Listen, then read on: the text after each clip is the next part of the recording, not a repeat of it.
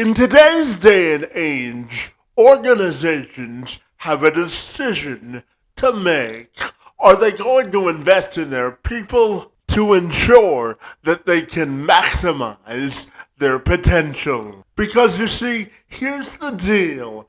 The importance organizations place on team building is not simply a nice to have or a thoughtful aberration.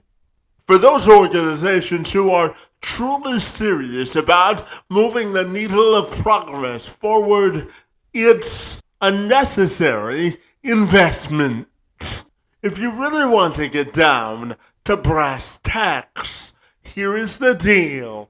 Simply put, people want to work for organizations whose values align with their own. A recent study published by my friends over at Robert Half found that 35% of the American workforce won't take a job if it was a perfect fit, if the organizational culture clashed with their personal values. To further buttress this argument, another recent study published by Glassdoor found that 71% of employees will look for new opportunities elsewhere if their organizational culture and values do not align. For more than 30 years, my friend Dave Allbin has been in the personal development and team building space. We'll return to that part of the story in just a moment. But first, I have to tell you about a morning in 1988 when Allbin woke up and his life changed forever. He had been using alcohol and hard drugs to mask sorrows and challenges he was experiencing, but he says the experiences he had with Alcoholics Anonymous and the renowned Tony Robbins helped to change his life for the better. And now he's one of the most respected team development and personal development experts in the world.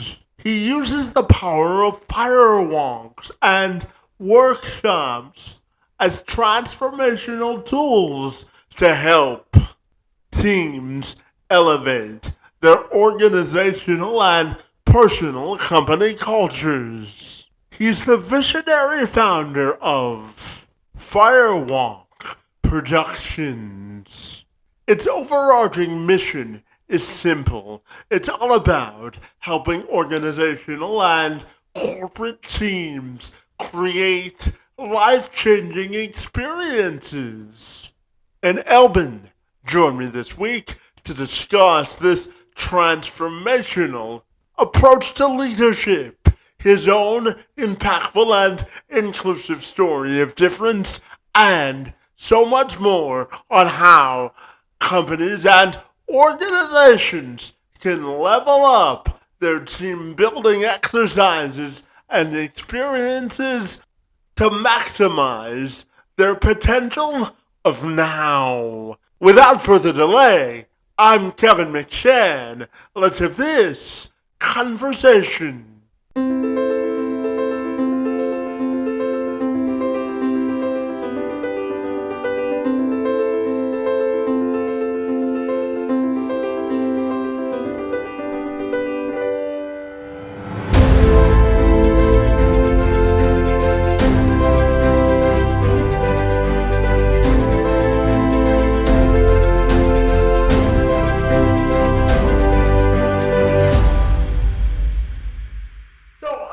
If you're ready, I'll take a moment to welcome you to the program on this Friday, and I'm super excited to talk to you all about leadership and leveling up in business. Great to see you this morning, and happy Friday to you. Happy Friday. Let's go. Absolutely. So, Dave, I wanted to start our conversation by asking you, how do you define elite leadership? What do you think that means to you?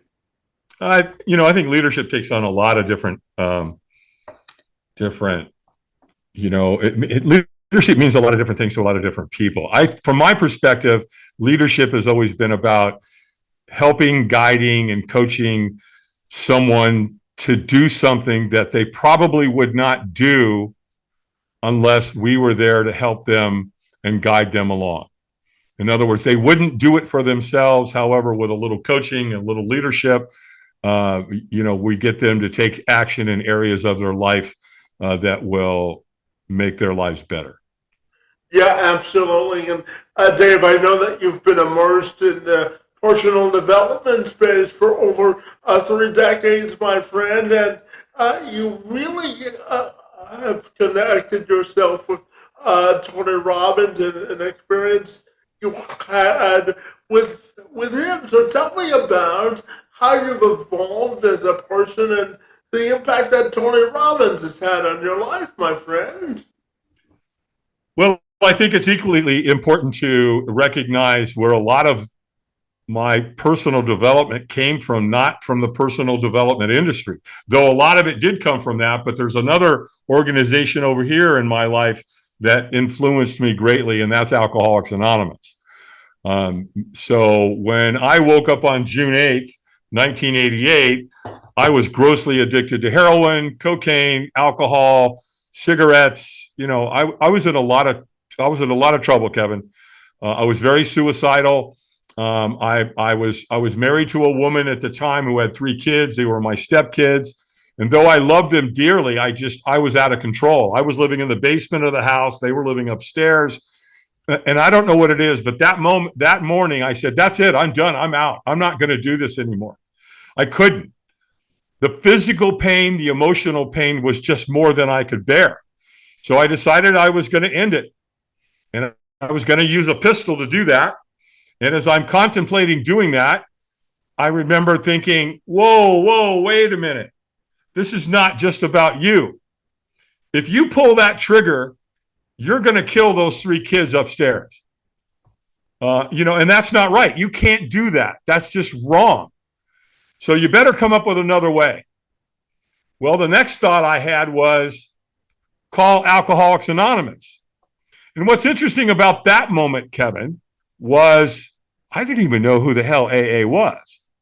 I'd never been to an AA meeting. I didn't know anybody in AA, and I really don't remember having any references at all for Alcoholics Anonymous, yet there was the thought. So I called them, and I got this beautiful woman on the phone. She definitely saved my life, and she was the gatekeeper. So her interview you to see if you're serious enough. And if you're serious enough, she would literally call somebody to come pick you up. And I affectionately nicknamed her Madge. And the reason I did is because she talked like this. Mm-hmm. Right?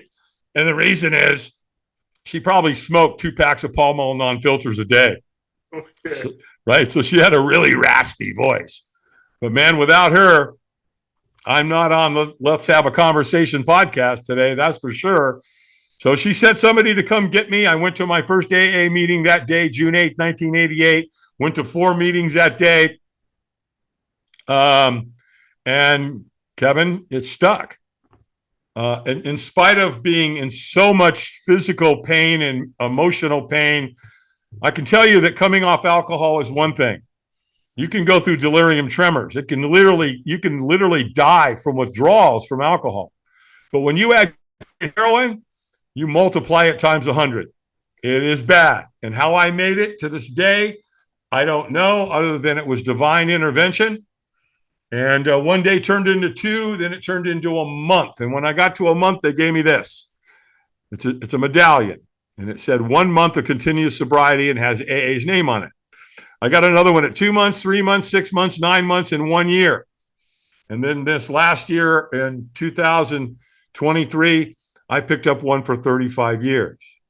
So it was Alcoholics Anonymous that taught me the 12 steps that literally guided me to putting my life back together, how to clean out the wreckage of the past, how to deal with all the prior calamities, how to say I'm sorry, how to ask for forgiveness, literally how to deal with my character defects, how to deal with my shortcomings.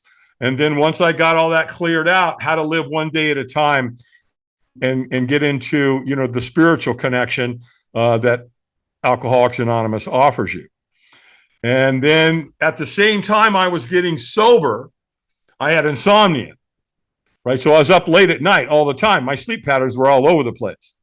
And I was up late one night, and there he was, 1988, Mr. Enthusiasm, right? A young Tony Robbins. And he was selling a program called Personal Power. Now, when I was watching him that night, I didn't like him. I thought he was arrogant, thought he was pompous. I didn't like him at all. However, he said two things that got me.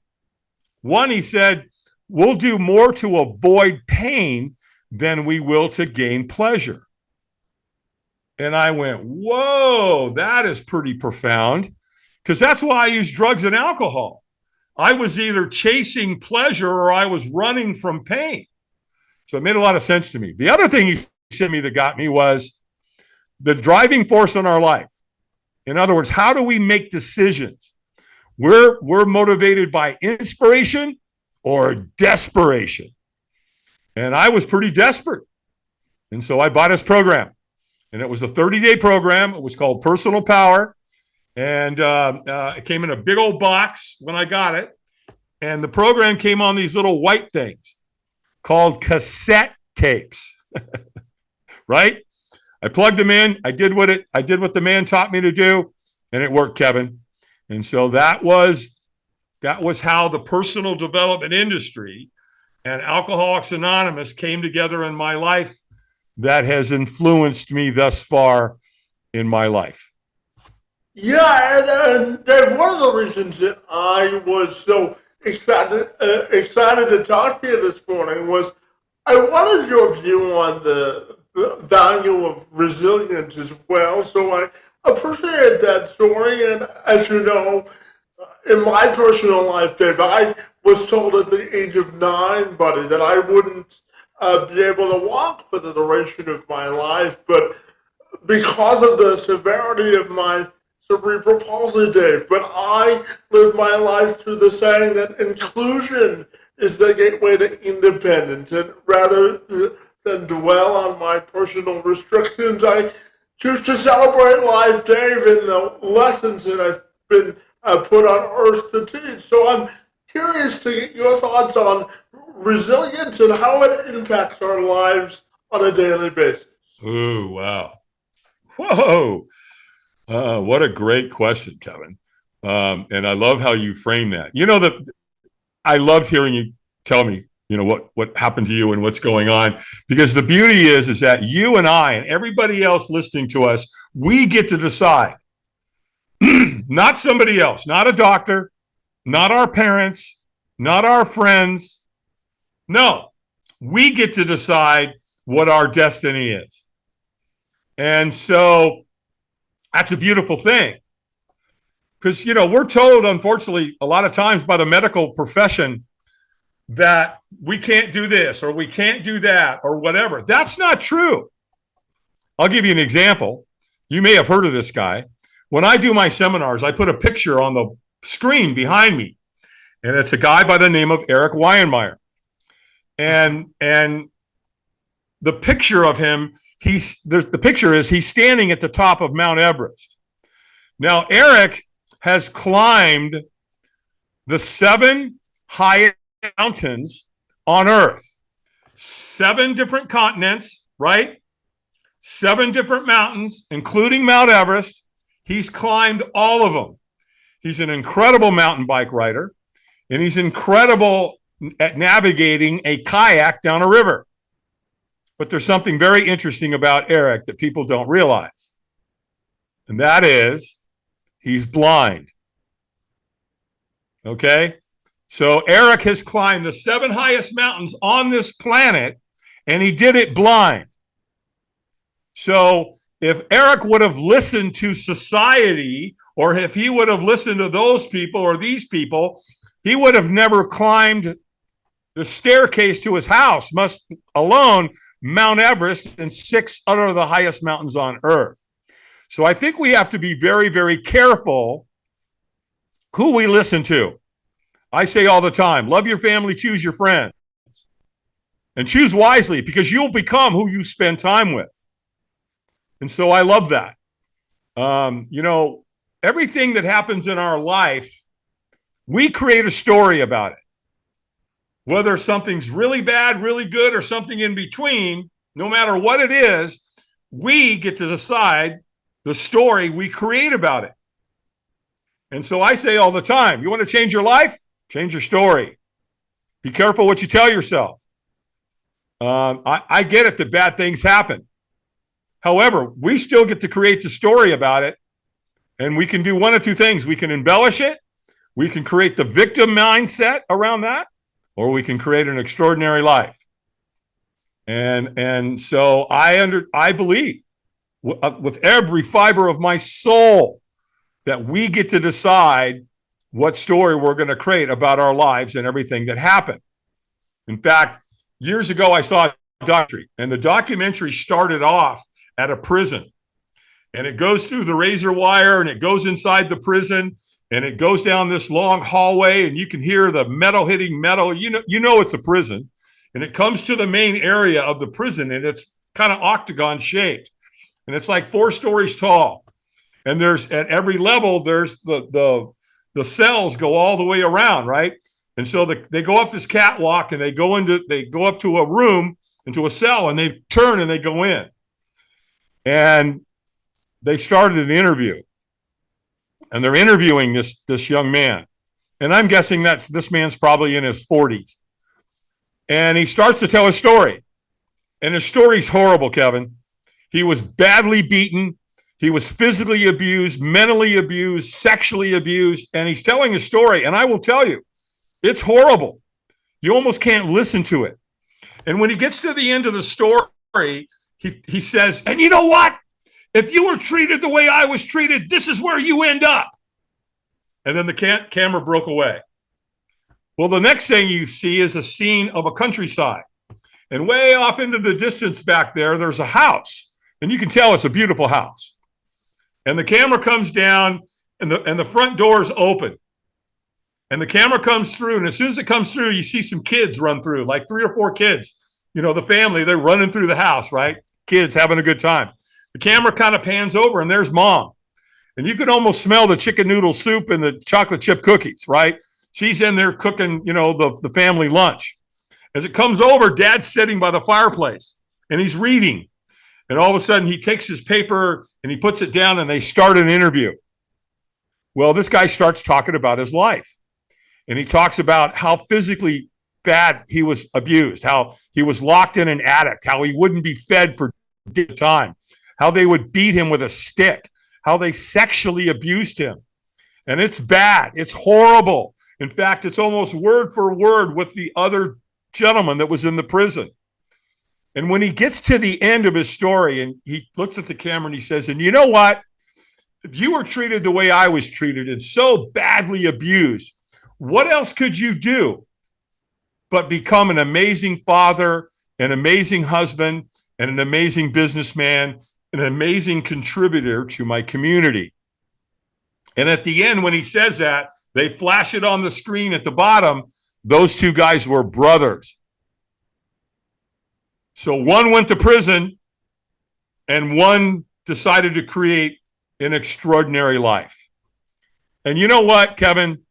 One of the greatest books, yet one of the hardest books to ever read, is Man's Search for Meaning, Viktor Frankl. And anybody in the book knows it's about him being in Auschwitz during, World War II and the Nazis. And they tortured him. They killed his family. They took everything from him, everything. You're standing outside naked with your other prisoners. You're naked. It's cold. They haven't fed you in days. And every single day, you don't know whether you're going to go into the chamber. Is that going to be your last day, or are you going to die this horrible death? And you hear every day they're taking them in there. They're screaming. They're yelling. It's a horrible It's a horrible life. It's a horrible existence. But here's what Viktor Frankl figured out. You can take everything from me, my clothes, my food, my dignity, respect, all of it. But there's one thing you cannot take from me, and that's my attitude. I have to give it to you. I don't care what you do, how bad you beat me, whatever. I don't have to give up my attitude. And it was that attitude and that purpose that he developed while he was in Auschwitz. He told himself, someone has to get out of here. Someone has to live long enough to get out of here. And the reason for that, the purpose for that, is so that someone could tell the story. So if you haven't read Man's Search for Meaning and you want to get real clear about how you can guide your own life and how you're the architect of your own life and your greatness, go read that book. Yeah, absolutely. And, Dave, I'm a big believer in the power of sort of defining our moment of difference in life. And for you, Yes. it was by creating Firewalk Adventures, my friend, which is a unique team building exercise for organizations and people to go through. So tell me all about it and the impact that it's made, my friend. Well, Firewalk Productions was born in 2014. So let me back up a little bit to fill in the gap there. I went to my first Tony Robbins seminar in 1995. Had a friend called me on the phone, said, hey, Tony Robbins is coming to town. I'd already gone through his program. I'd read his book. I said, sure, let's go. In fact, my friend that invited me to go many years ago just passed away 2 weeks ago. So anyway, my buddy, Dan the Butcher, he got me to go. But the one thing he couldn't convince me to do was the Firewalk. I wanted to go. I wanted to see Tony. It was a 4-day event. It's called Unleash the Power Within, the Firewalk experience. But I was not going to do the Firewalk. Well, the bottom line is you get to the event. Tony took the stage at 2 o'clock in the afternoon. Next thing I know, Kevin, it's after midnight. I've been in a room for 10 hours with Tony Robbins. And all of a sudden, Tony says, take off your shoes. I was like, oh, no. I'm not taking off my shoes. Well, the bottom line is, with some encouragement from some of Tony's people, I firewalked that night. I literally walked on coals that were 1,000 degrees, along with 3,500 other people. So it was a pretty big gathering. And I'll tell you, Kevin, it was the most life-changing thing I'd ever done in my entire life, by far. It was exhilarating. In fact, right after I firewalked, I was like, okay, I can do anything. If I can walk on coals that are 1,000 degrees, what else can I do? What am I capable of? And so up until that point, fear had been controlling my entire life. And what fear meant to me was forget everything and run. Well, after I firewalked, that changed. It was more like face everything and rise. Or as we like to say in AA, false images appearing real. And so it was a life-changing experience. Well, I was so interested in the firewalking part that I later got involved with Tony Robbins' companies. I became a volunteer, and I accrued 5 or 6 times. And then I got hired as a subcontractor in 1995, 1996, somewhere in that ballpark. And then after I did that, I got onto the security team, so I started helping with Tony's celebrities. And then I got on the fire building team. And that was the sweet spot. That's where I needed to be. And then in 2003, Tony literally offered me the captain's position. And what that meant is that I was in charge of all of Tony's firewalks globally. Not only did I get to go on the road with him, my family got to go on the road with him too. At the time he offered me the position, I homeschooled. And so they knew I wanted to be around my kids. And so they offered for my wife and my kids to go on the road, which we did, 2003. In 2005, we went to London. We did the biggest firewalk in the world. We firewalked 12,300 people. Now, Kevin, I want to disclose, when I say it's a world record, to my knowledge, it is. Now, Guinness Book of World Records was not there. They did not document it. But here's what I can tell you.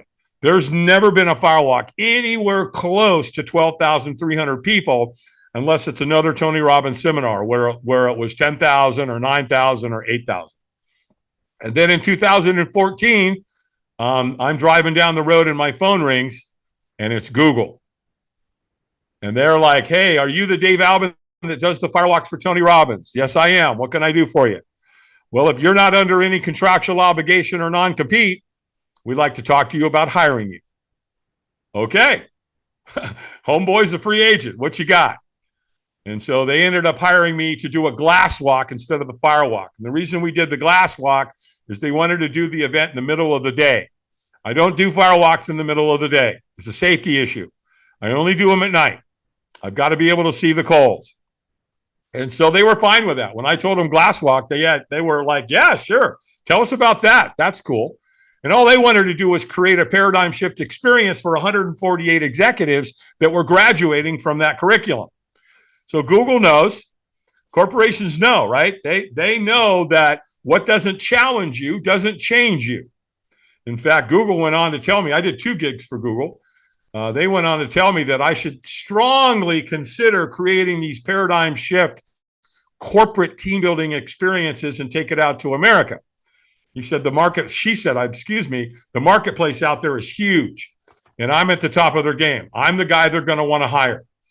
Well, they were right, because right after I did Google, I retired from Tony Robbins organizations. And the next thing I know, Kevin, I'm at NASA. Then I'm at Notre Dame, Chick-fil-A, Virginia Tech, Microsoft, Heineken, Remax, the Entrepreneurs Organization, YMCA, T. Harv Eker, Wayne Dyer. I mean, my career just exploded. And, no pun intended, but in 2014, when Firewalk Productions was born, we've been going hot and heavy ever since. Yeah, absolutely. And Dave, you bring up the concept of a paradigm shift. And one of the ways that I help organizations sort of think about organizational culture is infusing more people with disabilities into their workforce. And I'll give you sort of a background. So, Dave, I was the first ambassador for a project called the Discoverability Network, which was Ontario's first online job matching portal for individuals with disabilities and employers to get connected. And I always told employers that hiring folks with disabilities can provide your organization with a competitive advantage. So tell me about your thoughts on the idea of inclusion, team building, and creating a competitive advantage, and where do you think individuals with disabilities fit into that equation? Well, the proof is in the pudding. Let's look at someone like yourself. You've already proved to corporate America that, and it's interesting. I don't know that I would use the word disability. For me, what the language pattern that would work for me there would be physical challenges, or maybe mental challenges. Some people would look at you as a disability. I wouldn't. I think you have an amazing advantage in the marketplace because people can see who you are.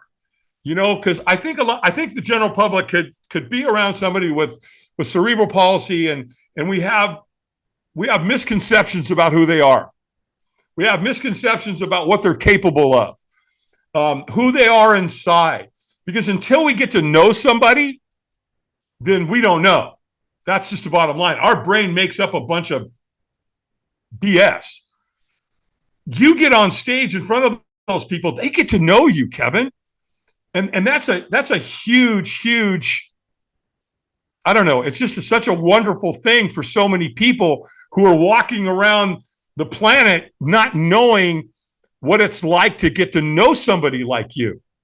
There's another guy out there that I love. Years ago, I found out about him. I may not be saying his name correctly, but he's from Australia. And he's got no arms and he's got no legs. Nick Vachesik, I think. I'm sorry, Nick, if I butchered your name, but he's got no arms and he's got no legs. But I tell you what, he's got. He's got a brain. He's got a mouth, and he's actually a really good-looking guy. And he learned how to do things you would never imagine. He's got no arms and no legs. Now he's got a little. He calls it his chicken wing flapper that's at the bottom of his torso, and he can use that. And he can literally, you can lay him down, which you would think he'd never be able to get back up because he's got no way to leverage himself up. But sure enough, man, he can lift himself up. He can take a putter and he can go out and he can golf. He's been on a surfboard. No arms, no legs. He swims. In fact, he was at a party one time where I was, and he jumped in the pool, and it scared us to death, right? Because oh my God! But he's got, when he takes a deep breath, his upper torso, he doesn't have his arms and his legs to weight him down, so he can float up on top of the water, and he uses that little flapper to swim. He's a beautiful human being. He's a very spiritual man. He's a really great guy, and so when I learned about him, I sent Tony Robbins a text message, and I said, "Hey, have you ever heard of this guy?" And I hadn't at that time, and so Tony and him connected. So, again, the world needs to know that people with the physical and mental challenges that people with cerebral palsy have are extraordinary human beings, and it would be to their benefit. They will become better people if they get to know you guys. Yeah, absolutely. And, Dave, I'm curious to get your thoughts on the correlation between personal development and accountability, my friend. How do you think those two things are interconnected? I think they're two separate. I mean, you can easily incorporate accountability into the personal development industry, right? Because I tell people all the time, they ask me, what's the one thing, if you could leave your clients with one thing, one pearl of wisdom, what would it be? And one of the things I say all the time is, don't negotiate with yourself. In other words, if you say you're going to get up at 5:30 and go to the gym, do it. Don't lie to yourself. Because if you start cutting corners there, you'll start cutting corners in everywhere. Because how we do some things is how we do everything. Mm-hmm. Right? And I get asked all the time, Dave, what's your ritual? What do you do every day, every morning of your life? What's the first thing you do when you get up? The first thing I do when I get up is make my bed. And there's a reason for that. The second thing I do is I go out every morning, and when the sun comes up, I get that morning sunlight on my body. I get it on my upper chest, my arms, and my face. 9 minutes, I expose my body to the morning sunlight. And that's for vitamin D and the health of it. It's really super good for you. The other thing I do at the same time is I do deep diaphragmatic breathing. I take 30 breaths, 3 sets of that. And when I say a breath, I mean, huh, huh, huh. I breathe really hard 30 times, and I do that 3 sets during my exposure to the morning sunlight. Once I've done that, I go to the other side of my house, and I do earthing. I do grounding. Very, very important. So healthy for you. Our bodies were made to put our feet on the planet for a certain period of time every single day. So I go out, I put my feet on the grass for 9 minutes. I also do some other breathing exercises when I'm doing that. Then when I come in, I do my morning meditation. I read 10 pages in a good book every day, and I do my sound therapy. And then after I do that, I take my morning shower. I take a nice hot shower, and then I finish it with a cold shower. So I live in the Appalachian Mountains, Kevin. I have mountain spring water coming into my home. The temperature of the water is 56 degrees. So when I turn the hot water off, I set a timer for 3 minutes, and then I turn it on cold. And it's cold. And I have it hit me right here in the middle of the face. And it's cold. It takes my breath away.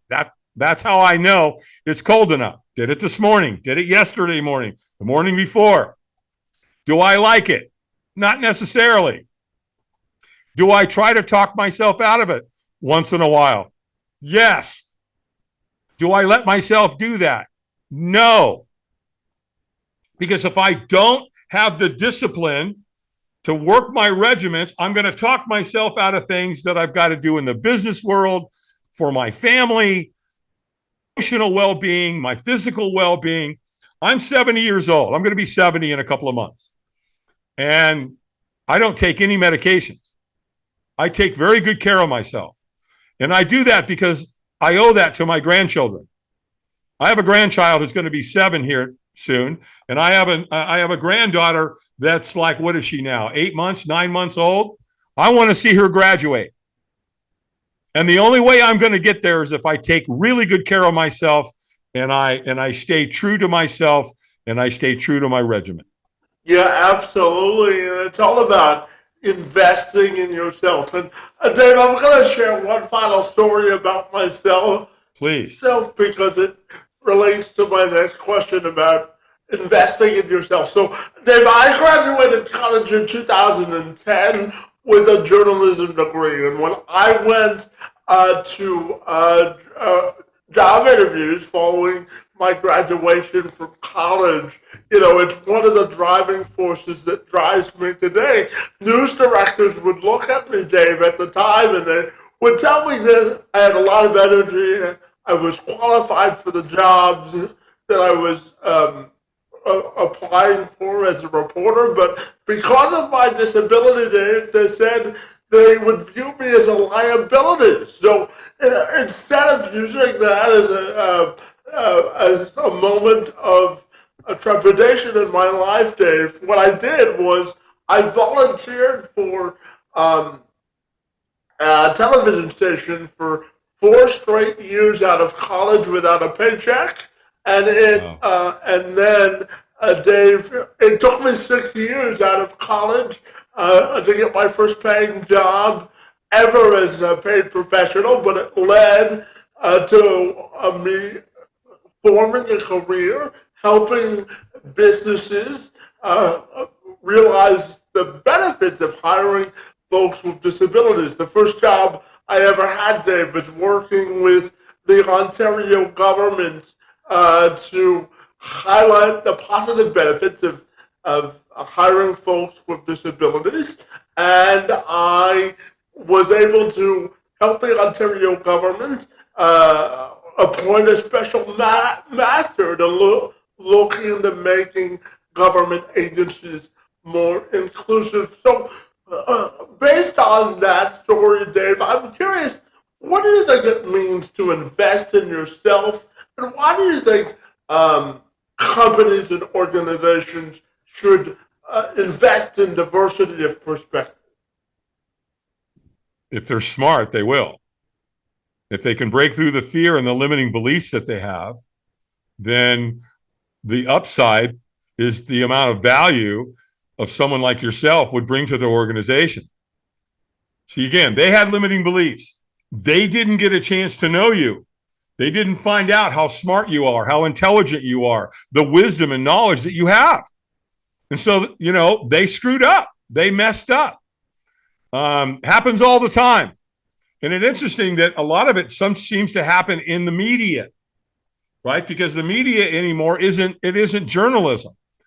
It's sell, sell, sell. We know what sells in the media: blood. And that's the driving force now. And that's why we're having so many challenges, why everything's being called fake news, because it is. It's interesting. I remember a story, you telling me your story reminded me of something that happened many, many years ago. And it happened to be in the journalism industry. So when Walt Disney, he built Disneyland in Southern California, right? I used to go there when I was a kid because I grew up in Southern California. And I loved it. Come on, it's Disney, right? Well, Walt had a bigger vision. He wanted to build Disney World. And he wanted to build it in Orlando, Florida. And so we know what happened, right?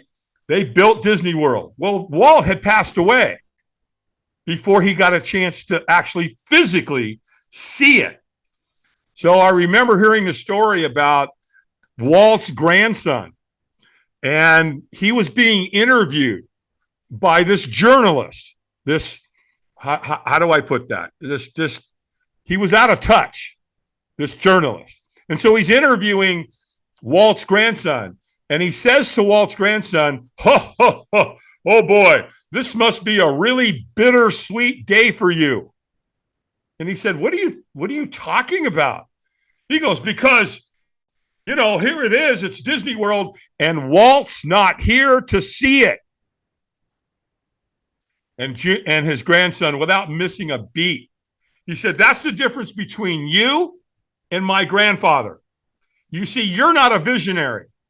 My grandfather was, because without him, you wouldn't be here interviewing me. And it's because my grandfather saw Disney World, that's why it's here today. And you know what I mean? I relate that to you. These people, if they had a vision and if they were smart, they would see you as an amazing, and all people that have physical or mental disabilities and or, challenges, if they were smart, they'd hire every one of you. I'll tell you something right now. I'm just going to say this right now. I want to say it on the record in front of your audience. I would love to share the stage with you sometime, and we'll create a firewalk experience. And, I would love for a company to hire you and I both, and we'll go in there and rock their world, brother. I appreciate that, and I'm going to hold you to it, okay? Absolutely. And, I'll add with this, because I truly believe that relationships are the capital of life, and building relationships are essential to progress, my friend. So I'm curious, what sort of a value do you place on building relationships, and how do you think you relate that to your own personal and professional legacy? Well, I mean, relationships is everything. Camaraderie is in there. You've got collaboration is in there. Relationships, from my perspective, are everything. Let me give you an example. Here a few weeks ago, I was on a podcast, and I was after the interview, she asked me if I've ever done a firewalk for veterans, and I said no, not specifically. I mean, I've had lots of veterans attend our events, but we haven't target marketed. And she said, would you consider doing that? And I said, absolutely. And so I had a huge breakthrough with that, Kevin. I've been doing really well in corporate America, but I didn't stop and go, you know what? We have a real issue over here. We have veterans, first responders, single moms, and kids that have been bullied. And unfortunately, a lot of those people are taking their lives. Veterans, the number I heard was 22 a day. Well, that's not accurate. That's only if they leave a note. We have over 40 veterans a day that are taking their own life. And that cut me like a knife, man. And I said, I have a skill. I have great knowledge and wisdom. I've been in the personal development industry for 30 years. I know, I have pretty much an idea of why they're taking their own life. They're losing their purpose. They're getting disconnected from those people, that camaraderie, the connections that you're talking about. So we decided we were going to create an organization called Operation Do No Harm. And Operation Do No Harm is going to serve veterans, first responders, single moms, and kids that have been bullied. In fact, we've already scheduled our first event. It's going to be specifically for veterans. My dear friend Ed Paraguay is the president of the Rotary Club in Modesto, California. And we've scheduled first firewalk specifically targeted, marketed for veterans. It's going to be April 13th in Modesto, California. So I want to say one more thing about that question to address it. So I have a sponsor. Well, I have a few sponsors. I reached out to the Black Rifle Coffee Company. I reached out to MIT 45. I reached out to doTERRA, who make essential oils, to get involved with this movement. of helping these, men and women, veterans and first responders, moms and kids.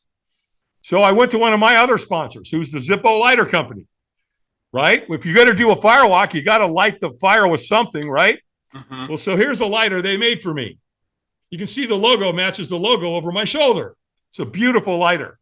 So I went to them and I said, hey, Zippo, we want to start doing firewalks for veterans and first responders and single moms and kids that have been bullied. Are you guys interested? And they said, absolutely. So I went to them and I spent 2.5 days with them. And here's what they're going to do. They've been making lighters. They started the company in 1932.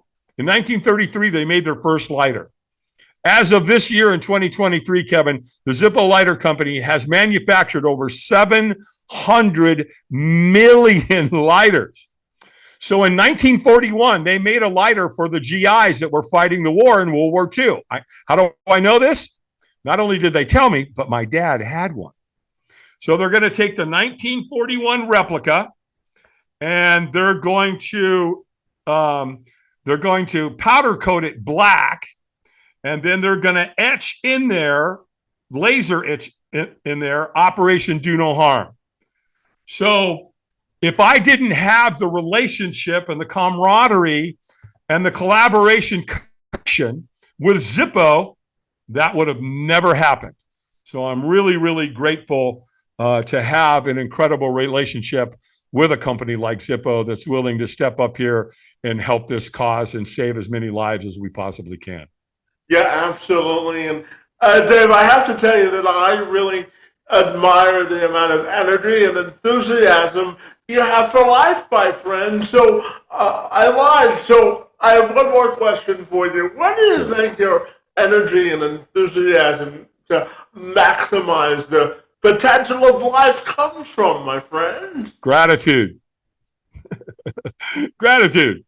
I mean, it's the driving force. What feeds me. I say all the time, one of my dear friends I met in AA, my buddy Mark Wenches, said years ago, we lost Mark a few years ago, but he used to say, if you're not grateful for today, what day are you waiting for? Gratitude influences you. It just does, because here's what I know.